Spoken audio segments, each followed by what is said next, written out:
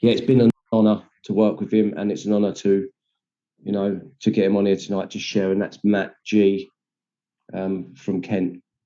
Matt, you've got 45 minutes, and Liam, is it Liam? You do the timer, yeah? Give you 5 minutes, mate. When it's 40 minutes, all right, mate. With that, I hand it over to you, Matt. Yeah, thank you, Neil. Real honour, mate, to come and do this and have an honour. It's quite an honour to have your sponsor, introducing you like that. First met Neil through the Zoom deal. You know what I mean? When it was through COVID, you know what I mean? And I've come to like this guy, and we came, as Neil said, we became quite close friends. And then I do believe that God always puts people in your path at the right time, and Neil's one of them people that I needed to be around. See, I'm attracted to people who live a spiritual life. It says in the big book, spiritual life is not a theory, you have to live it. And I see that through other people, and that's what I'm attracted to. That's what I want to live like. And it wasn't always that way, I just want to share my experience home, not no one else's, my own. It's quite novel to say that I'm being recorded. The only time I've ever been recorded is in a police station when I'm put my hands up to a crime because I'm, I've been caught, you know what I mean, and there's no getting out of it, So it's quite novel, but you know what? It's quite nice to be recorded, and hopefully this will be shared with people that will get something out of it. You know what I mean? Because for me, when I came here, I was absolutely broken. It took a long time to get to that place where, you know what, I'm done. Please help me. Please, somebody help me. I just want to give you background on what brought me to these rooms of Cocaine Anonymous. It all started for me back in high school, really. I know from a young age, I was going to go back before high school, actually. Before I even picked up a drink of drugs, I always felt restless and discontent, as the book says, but I didn't know it. I always wondered why I never fitted in. I was the eldest of four, later become six. And as soon as my brothers and sisters came along, I felt like the limelight was taken off me. So I'd act out in certain ways. I would embellish stories. I would lie. And I would carry that on all for the rest of my life. And that was one of my coping mechanisms. So when I come in here and I get asked to be rigorous, honestly, I struggle with that. I've got to admit, I really, really struggle with that. It's not easy for a guy like me to come in here and just be completely honest. And I doubt if anyone does straight away, if you did, I'll take my hat off you. But for me, I always tried to hold something back, and that's why I struggled. So growing up, I had a normal childhood. There's nothing really gone on in my childhood that I can pinpoint and say started that off for me. You know what I mean? I put something in me at the age of 13, and I stopped when I was 38. That's my truth. The party ended a long time ago, but I still thought that I was enjoying it. I bought into that lie every time. At school, I was bullied.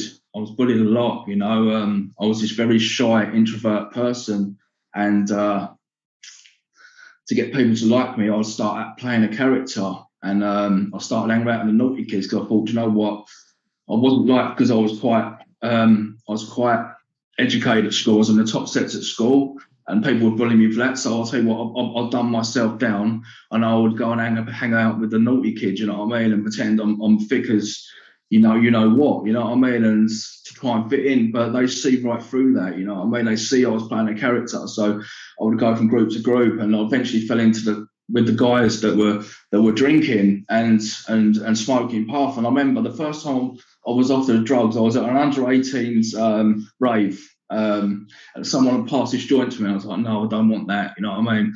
Little did I know that was my gateway drug to further things, But I was scared. I was a scared little boy. I always hung around with older kids, trying to fit in. And I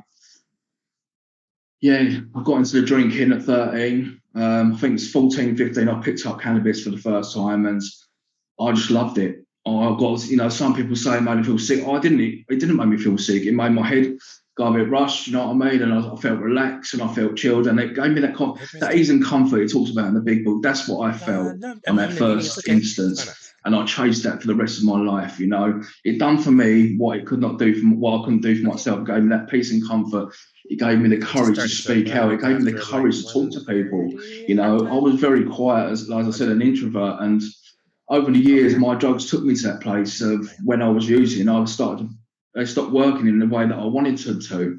I would be very introvert. You know what I mean? I couldn't speak when I was taking drugs. I didn't have nothing to say.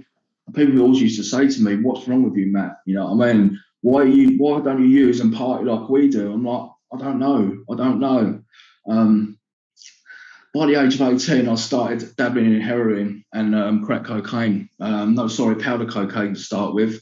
I remember I was living at home with my mum, and the drinking and the partying on weekends, you know, going to work when I did have a job. And that soon fall by the wayside because my party lifestyle became first. And I used to look at people going to work and I think, why on earth do you want to do that? Why on earth don't you want to party all the time? You know, and I thought, you know what, I'm the type of guy, it says about our insane thinking, right? I don't know if, you know, you guys in the States, but over here, there was a film release called Trainspotting, and it was about a group of heroin addicts up in Scotland. And I looked at that film, I watched that film the first time, and that for me looked appealing. I've got to admit, it did. I'm like, wow, you know, I mean, these guys are getting off their heads all the time. They're going out robbing, going out shoplifting, and I'm like, that's the life I want. That's for me, that is, you know.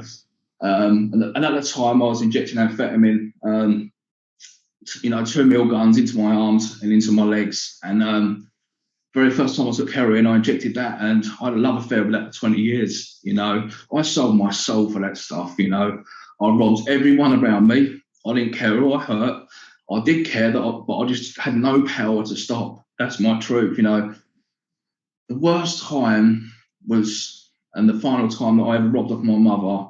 I remember I got caught in her bedroom, nicking her gold out of her jewelry box, and the look and hurt in her eyes was, it just tore me to pieces. And you know, but there was long periods of that before when I was robbing off her. You know, it started at school. I was robbing money out of a bank. I would go down the bank at night like a little rat, taking her bank card out of her bag, and I would go and steal money and then put it back and say it wasn't me. You know, I was the only one in the house. You know what I mean? How could it not be me?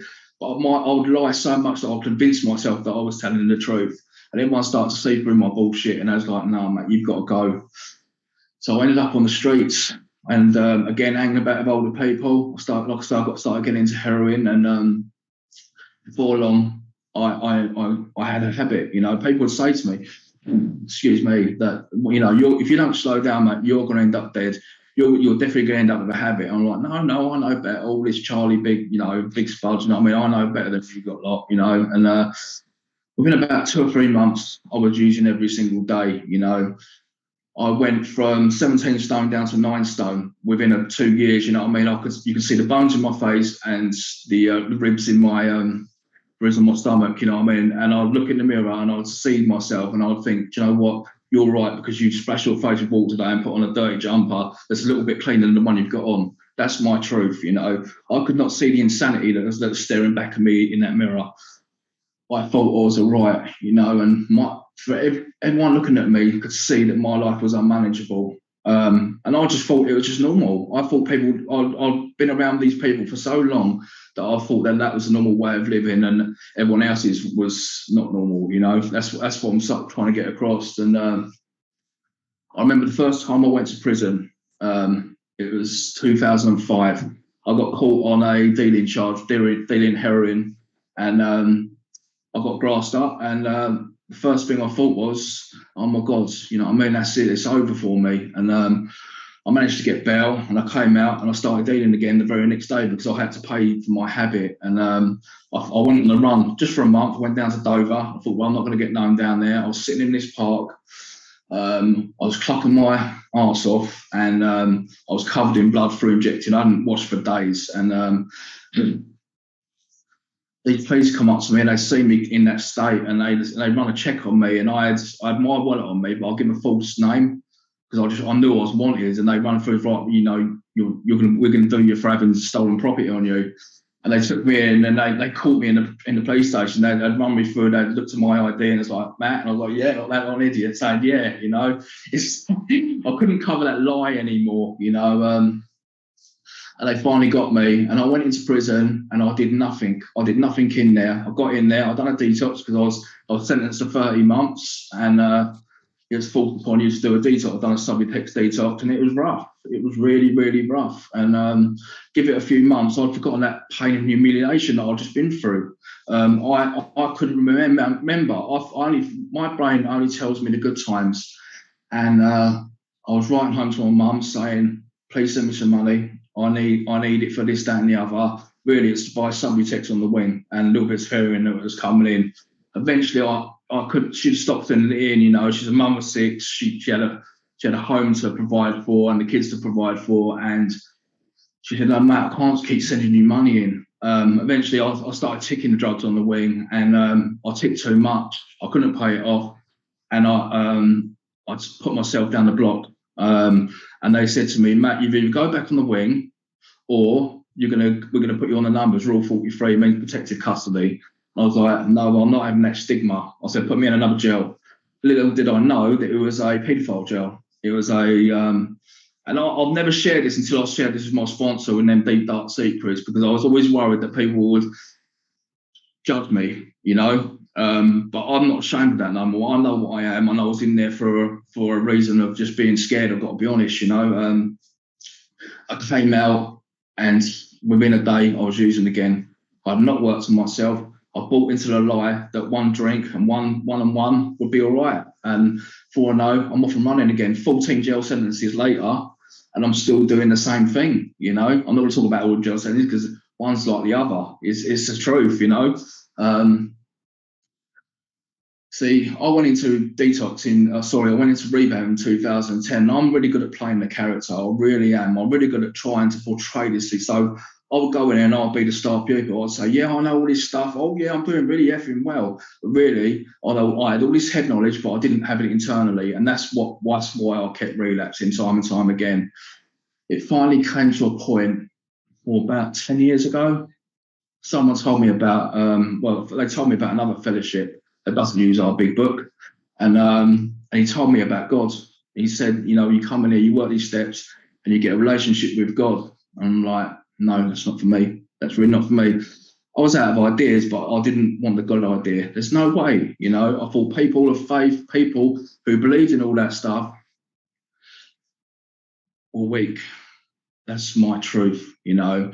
And it kept me out for so many more years, and the consequences would get worse and worse and worse. And eventually, a guy in our fellowship, he 12-stepped me into this fellowship. He told me about CA, and he said, "Look, man, just come along." And the first 4 or 5 meetings, I actually went to go to the meeting. I'd hide outside the meetings. I'd look around the corner of the wall, peeking like that, and I see all these people out there laughing and joking and hugging, and, you know, just looking like they're having a good time. I'm like, I can't do it. I was so full of fear. You know, I'm not full of fear when I'm robbing shops on a suspended sentence. I might go back to jail, but I'm full of fear to walk into a meeting and ask for a bit of help. You know, the craziness of it all. And I remember going to my very first meeting. I don't remember what was said, but I do remember speaking to someone, and I said, "Do you believe in all this God nonsense?" And he was like, "Yeah, I do." And I had resentment with him for about 9 years. I did not want to speak to the guy. Every time I see him, I'm like, idiot, you know. I spoke about this. I made an amend with him for it because I needed to, you know, and we just laughed about it, because the reason why I resented him so much, because he had something in him that I wanted and that I couldn't seem to obtain. I'm just going to jump forward a little bit now, because it needs to go forward. I don't need to be talking about the carnage all the time. You know, I mean, we've all got our own carnage. We all know how to use. You know, I mean, I don't need to tell you how to suck eggs. You know, I mean, that's not what I'm here for. I'm here to tell you that you can recover if there's any newcomers on it, and that we have a solution here. So a few years ago, I came back to a meeting on a Tuesday night in Maidstone, my hometown at the time. And I went there. I'd been up for a week on amphetamine and crack and heroin. I hadn't watched. I went in there, and the guy said, "Welcome home." So I always had fear about walking back into a meeting, being judged, being laughed at. "Oh, here comes Matt again. You know, I'm back up another bloody relapse. When's he going to get this?" I had none of that. As like they opened their arms to me and said, "Matt, you're in the right place. You're welcome home. Are you going to stick around?" What came out of my mouth was yes, but in my heart of hearts, it was like, no, I was there for a tea, a coffee, a biscuit, and try to punch a tenner off someone so I could go and score afterwards. That's my truth. I don't know what I heard in that meeting last night. on that night. Sorry, I know it was a big book study because that's what they do on that meeting most weeks. And so I heard something, and I thought, you know what, I'm going to give this a real go. 2 nights later, on a Thursday night, I went to another meeting and I got my sponsor. And it was the guy that 12 stepped me into the fellowship. It was one of his sponsees. And as you do, you approach the sponsor for the first time, you get that fear. What if he says no? You know what I mean? What am I going to do then? Am I going to hide my head in shame and never come back? And it was like, he said, yeah. I'm like, wow. I was really taken aback. I said, what do we do? He said, right, let's get together tomorrow. Let's start the work. And we did. And I embarked on a journey with him. Now, this is where it can be controversial. See, at the time, I was on the methadone script. And them guys got me to work through the steps, even though I was on the methadone script. And I know it's not the right thing to do. And if I was taking him one on, who's on that, I wouldn't take him on as on the script, because you're not going to have that vital spiritual experience. But they got me to work because they'd seen me bouncing out of this fellowship for so long. Something changed in me. Something changed. I don't know how it changed in me, but something changed in me. I became a little bit less selfless. Now, when I came here, I wanted to be a recovery thief. I wanted to get my recovery sod off, never darken the doors of CA again. That's my truth. But something changed in me, and I wanted to sponsor. By the time I got to step 12, and he said, Matt, you can't sponsor anyone while you're still on methadone. You need to get off that stuff. Then you can start helping people. It's a bit hypocritical of you to ask people to be clean and sober when you're not. So I thought, okay, I'm going to come off this methadone. I was on 60 mil at the time. So it was through COVID, and I had this syringe, and I was drawing out 5 mil every day, dumping it down the sink. People were saying to me, Matt, don't do it that way. You will relapse. It's going to be too hard. Just take your time over it. There's no rush on this, brother. You know what I mean? I was like, no, I know better. Matt always knows better, see.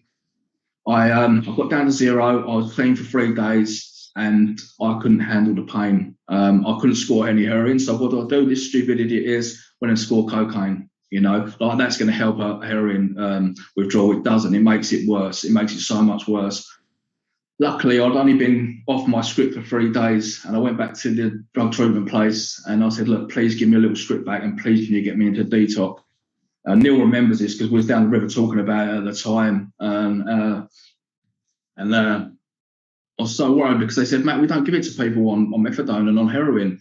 We give it to our colleagues because it's so much quicker to get them off. It doesn't cost us much. And they said, but we'll leave it with us. I think it was 2 or 3 weeks. My memory's not a little bit hazy, but they just said, just leave it with us. They got back to me and they said, Matt, you haven't got to sit in front of a board. You haven't got to do nothing. We've known you for so long. Just go and have it. Get off our bloody books. You know what I mean? Go and get the treatment that you need. And I did that. I went up north and I'd done a methadone detox. I came within 9 days. 6 days later, I was out 2 weeks clean and sober. I came back through London Bridge and on the underground, and I felt like I wanted to collapse. I had no power to walk. I don't know what got me home, but I managed it. And I was living in a hostel at the time, and there's drug dealers to the left of me, and a drug dealer upstairs, and they was waiting for me when I got back. Don't know if they was waiting for me, but they was there. And they said, Matt, look, where have you been? We thought you'd been kicked out. I'm like, no, I've been a detox. And they said, look, you can see you're ill. We got heroin here. We got coke in here. Do you want anything? You ain't got to pay for it. I was like, and for the first time, I said no. And that's when I realised there was just a little bit of power in me at that time, just a little bit, just a little glimpse, you know. And I thought, you know what? I can do this. If I can say no when I'm feeling like I did, I'm going to do this. And I got myself a sponsor, and I started going back for the work again. I got to step 4, and I was still feeling restless and discontent. My head would not shut up, and I wanted to jump off my balcony and headbutt the floor and end it. And I didn't know what to do. I phoned Neil up, and he said, Matt, pray around it, brother. Just pray it. Give it to God. Just speak. Just pray around it. I prayed around it, and for the first time in about 2.5 weeks, I managed to get 20 minutes sleep, and I'm like, oh my God, I'm starting to get better here. And at that time, I was just about to start my step 4, so I was awake all the time. So I wrote for 5 hours a day for 3 days and got my step 4 done in 3 days. I just done it, you know what I mean? Because it tells me I launched on a course of rigorous action. Doesn't mean I put it in a drawer and wait 6 months. That's not it's never been my experience. I've been through the work 5 times, and it's never been my experience. If I'm asked to do something, I'll do it, you know. And because it's life and death here, right? You know, I can't be sitting here and wasting my time and thinking that I'm going to get well just by not doing it. You know what I mean? I was sat in meetings for so long just thinking I can catch recovery just by sitting around people who are well, and it doesn't work like that. I have to put some bloody action in because I'm the real deal. No middle of the road solution works for me. I need something with depth and weight, and I've been given that, and I went through the work. And 30 days, I've done my very first chair. And my very first chair, I threw my dinner up. I was so full of fear, so worried about what people thought of me, so worried that I'm not a powerful speaker. You know what I mean? Like these circuit speakers with speaker tapes. I was so wanting to impress other people. And there's a bit of that going on tonight. I really wanted to do a good chair, so someone got out of it. But you know what? I'm not a powerful speaker. I'm 7 months clean and sober. And that takes time to get to that level, you know what I mean? I've got my message and I've got my story, what comes out is meant to come out. After I started sponsoring in 60 days, I put my hand up, as we do, giving it away, and I took my first sponsor through, and he's still clean and sober today. He's doing amazing. And you know what? I see him pick up his first sponsor the other week, and I'll tell you what, even though I'm not sponsoring anymore, I was so proud. I was so proud of him because I know the struggles he's been through. And just to know that I had a little part in that, he's done the work and God's done the rest, you know what I mean? I was just so proud. I got to 6 months and I started to feel like, is this it? Very underwhelmed. And I asked for a sponsor in this lineage. I heard that this meeting was closed at the time just for lineage people, and that intrigued me. See, I like things that I don't know about, and I like to learn. And I thought, okay. And I was going to ask someone on here. And I said, look, in 6 months' time, when I'm a year, can you take me through the work? And he said, well, okay, if I'm free, I will. But I was hanging around with someone else who's in this lineage. And I thought, do you know what? It just seems right. It seems right to do it right now, but with this guy instead. So I went through the work again. And I had a beautiful, beautiful experience. But after 15 months of sobriety and clean time and happiness, I started to let things slip. I started to not being honest. I started to not do my reviews because I didn't want to put things in there. No, sorry, I was doing my reviews, but not being honest in them. I didn't want to put things in there in case my sponsor judged me. And he's not a judgmental person, but my head sold me that line. I bought into it, and I was doing all these service commitments. I had 4 service commitments. So I had 3 sponsors, and I was attending 7 meetings a week. It was too much. It says we practice these principles in all of our affairs, and I had no affairs to practice them anything in. I was sitting in meetings and waiting for that next meeting. That's all I was doing in my life. Sitting in my flat, waiting to go to a meeting, coming home, watch and repeat. That's what it's like Groundhog Day for me. And it became so boring. It really did. And also another thing that took me out the door was fear of doing an amends. Once one amends, it took me out the door, and I picked up a little resentment, and before you know it, that same thought come in. Matt, you're not an alcoholic. You had a step 1 experience that showed you're a heroin addict and crack addict, but you're not an alcoholic. Maybe you can have a drink. I thought, you know what, sod CA, I'm going to go and have a drink. And I did. I picked up 4 cans of drink. Within half an hour, I'm calling on cocaine. I spent $4,000 on coke. I sold all my possessions in my flat, and I was back on the streets, that quick within 4 months. Because once I start, I can't stop. It's as simple as that. I cannot. I'm like, it's just we become a baffled lot, our problems pile up on us, and that's what happens. I didn't know what to do. I did not know what to do. My sanity that I did have had been replaced by insanity again, and I was like, okay. I went to this place where I used to work. It was a Christian bookshop, and I went there, and they helped people get into places, and they got me into a Christian rehab. I went there, got in. I was there 2 weeks. They said, right, you're not an addict. You don't have a big book. You do Bible studies morning, noon, night. It's a boot camp. Within 2 weeks, I was insane. I wanted to kill myself, and I was not allowed to work the program that I'd learned. In fact, I'd even forgotten about what I did in CA. That's my truth, And after 2 weeks, I'm like, money hit my account, and I'm like, nah, I'm getting out of here. And they said to me, Matt, what are you going to do now? I said, I'm going to go to the nearest crack house, nearest off here. I'm going to get myself some beer, get myself some coke. And that's exactly what I did. I spent that night in a crack house. I woke up the next morning. I probably had about half an hour's sleep on someone's settee, and I was beaten. I'm like, oh my God. The final realization came in, do you know what? I'm back on the streets again. I had 2 suitcases. I had nowhere to go. I'm like, I went back to that Christian bookshop and I said, "Can you please help me again?" It's like, "Matt, go and help yourself. We're done helping you. We can't help you. It's about time you stood on your own 2 feet." And I contacted my dad. Now, this always brings me to tears a little bit, because me and my dad, we didn't speak for 7 years. As a result of going through the work and making amends to him, he said, "You know what, Matt, come and stay with me." And it blew me away, and it gave me enough time to get myself another sponsor. And this sponsor that I was with before Neil, he had been in a rehab, Kenwood up in Yalding, and he managed to get me in there. I needed somewhere to go to have a little break, but also to crack on with the work, and I did. I went through the work in about a month, 6 weeks, something like that, very quickly. And I had an experience through that, and there was a reason that I had to change sponsors, and I was really gutted. I was really, really gutted that I had to change sponsors. But you know what? It turned out all right. I spent an hour in prayer and meditation, and what came up was 2 people. It was Nick T in Holland or Neil, and I wanted someone who I could see every now and then. And Neil, it had to be Neil. And he's like, "Yeah, but you've just been through the work. Let's just have a break. Just live in 10, 11, and 12. And I'm like, "No, I really, really want to go through the work again." And I did. I came out of Kenwood, and I'm in a move-on place down in Canterbury, and I sort of carried on going through the work. And in my step 2 conception, there's a spiritual exercise on the bottom of page 45. It talks about looking at all our doubts and prejudices, anything, have I neatly evaded the God idea and all that stuff. And I've done that spiritual exercise.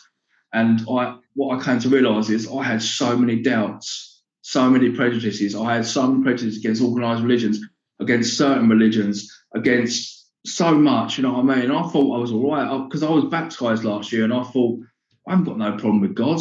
I was a big agnostic going, you know what I mean, when I look at my step 2 conception.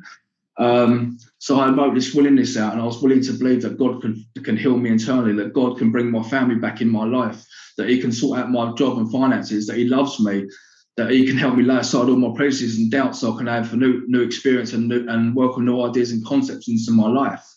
And I've prayed around this for a long time, and I've looked at it lately, and a lot of these have come true in my life. When I want to touch on step 4 and 5 because they mean a great deal to me.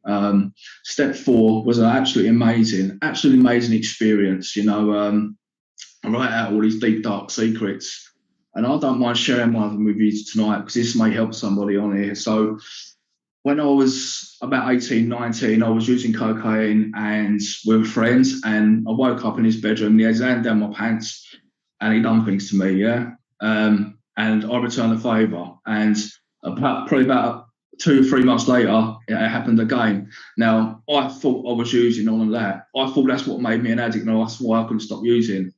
And that secret for so long, and I beat myself up for so long because I was so confused. I'm no longer confused. I know who I am. I am who I am. My mistake in that, I put myself in that position. That's my only mistake. There's no part in that for me. I owed a mistake, and I wrote that guy a letter, and I didn't post it in because I don't know where he is, but I read it out to him on my knees in prayer, and I burnt it, and I let all that stuff go, because anything like that will keep me sick and will take me out the door. I want to touch on step 5 as well. So in my way I've been sponsored was to obviously share my step 5 with my sponsor, but also go out and share it with a man and a lady. And I'll share my step 5 with Nick T, and I'll share it with a lady as well. And I'll tell you what, that was the most beautiful experience I've ever had in my life. I shared it, the resentment and fear, that's all right to share, but sharing sexual harms with another lady, I was like, well, how am I going to do this? And do you know what? She just said to me, Matt, I've done worse things than that. I love you so much because you shared this with me. And I'll tell you what, I felt the nearness of my creator, as a step 5 promise tells me in that book. I felt that. I felt like I was walking on air, like my head was up here. And you know what I mean? That overwhelming sense of God presence, you know what I mean? That came in step 5 for me. It was so beautiful, and I would recommend, if anyone who hasn't done it, go and do it, you know what I mean? Because for me, that's changed the way I look at women, the way I treat women, and it's shown me that I can be vigorously honest. Because I always had fear about what women would say. My amends. I've just completed my amends list this week. I've got 2 on there that I've approached that I can't, that won't have it at the moment. So I've approached every single person. I've made all my amends. All my financial amends have been paid off. And I'm free. I've entered the world of spirit. Now it's took me 5 goes through the work to enter the land of the spirit. You know what I mean? As it promises in step 10. And for me, I've never experienced that before. And I was on the phone to Neil, hey, go on, guess what's happened? Guess what's happened? You know, I also want to share some stuff with you because I thought that was all a load of made up stuff. You know what I mean? Something that was written to keep you, you know, engrossed in the book, so to speak. But it's not. It's really not. See, I had an experience with step 10 that was so powerful. It changed my thoughts on the spirit world. So I was praying for guidance around God's work. See, when I came to Canterbury, I approached someone and I just said, "What can I get involved in Canterbury?" And they gave me a link to some volunteer positions, and one of them was a day centre. And when I googled it, it was the same day centre that I was in 2005 when I was homeless. And I went for the interview, and I walked in there, and I pictured myself sleeping in the corner on a dirty mattress in my dirty clothes. Walking into the bathroom, injecting in heroin in there. And I thought, this is God. This is God. He's pointed me in the right direction through somebody else. And I went there and I started volunteering there. I've been there about 3 months, and they said, "Matt, we'd like you to become a member of staff in the night shelters." They said, you know, come for paid work. And I was like, this is the right time. I'm on benefits, all this stuff, my security blanket, and I prayed around it. And I walked into the town centre back from, because I've been up there to do a health check. And Spirit told me, go into Canterbury Cathedral, Matt. And I did. I went and prayed into the crypt, and I prayed. I was just praying, Holy Spirit, come now. Please give me direction and guidance in my life around work. And I walked out of that cathedral, and on a plaque on the wall it said, Holy Spirit, come now. And it blew me away. I came out of there and I checked my phone, and on my phone, the benefits people contacted me and said, Matt, we need to talk to you about getting back to work. I'm completely signed off sick, by the way.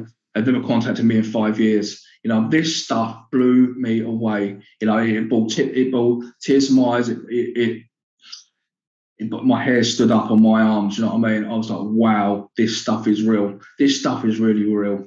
You know, and I just followed God's guidance with that. You know, I started to run a little bit on self-will. So they offered me full-time work, and it hasn't panned out because of COVID, basically, and they're not going to insure the people to do it. So my will was I was going to go full-time. I was going to give up where I'm living. I'm going to go and get a council place, a private rented place.